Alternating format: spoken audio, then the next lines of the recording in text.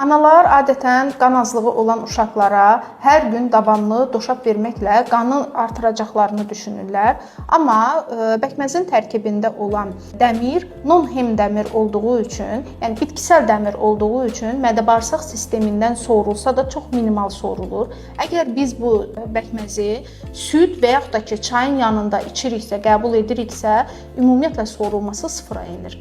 Bəs anemiyası olan uşaqlara dəmir takviyəsi kimi nə əlavə verə bilərik? Qırmızı ətin tərkibində dəmirin miqdarı həm çoxdur, həm də insan orqanizmasına daxil olan dəmirlə, yəni hem dəmirlə eyni olduğu üçün sorulması da daha asandır. Ətin üzərinə əgər limon sıxaraq qəbul etsəniz, dəmirin sorulmasını daha da asanlaşdırarsınız. Lakin qan azlığı olan uşaqlarda tək ətli qidaların qəbulu qan azlığının qarşısını tamamilə almaz. Mütləq şəkildə dəmir preparatlarının qəbulu tövsiyə edilir.